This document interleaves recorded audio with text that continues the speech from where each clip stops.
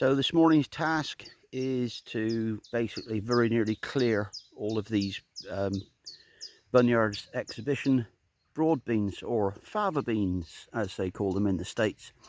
They're starting to go over. They're getting towards the end of their days. I shall clear 99% of it. I might clear the whole lot yet. What's left there ain't going to grow. Ground's just too dry, even though I've been trying to give it some water now and again. It obviously ain't enough. So got to take what we can get in this day and age. But so far, I'll show you what I got.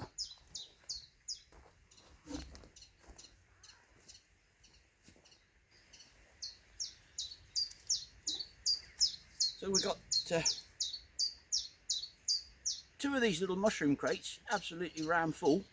I've just been and got a third one, and I think I'll fill that one up as well. They do pick nice and easy once you get used to it. I have got the secateurs in case there's anything tangled up that I can cut out the way, and then I'll prep this bed for some swede that need to go in, ready for winter.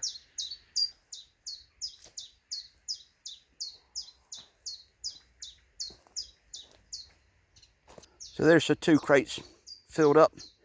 They're quite heavy, there's a lot in there, and as you can see here, there's still some beans to come. There's still more in there, but they're wilting. They're starting to go over. They think it's autumn and time to finish. But we do have some ladybirds knocking about.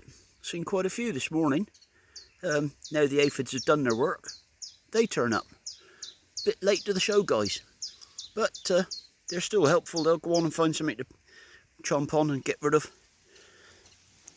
And there's the reason why I grow Bunyards exhibition. That's 30 plants in there. The bed ain't that big, and they just produce really well until now, when they're starting to go over.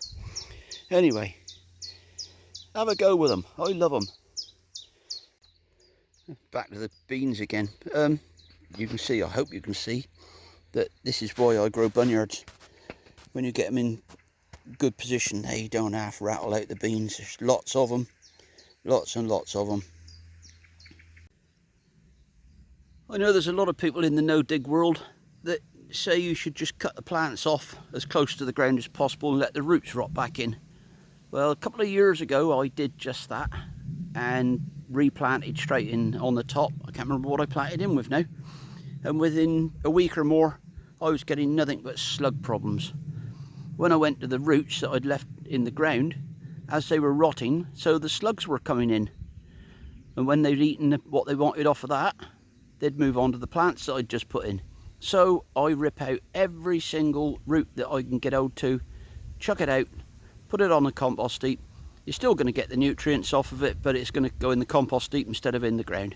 Keep on gardening.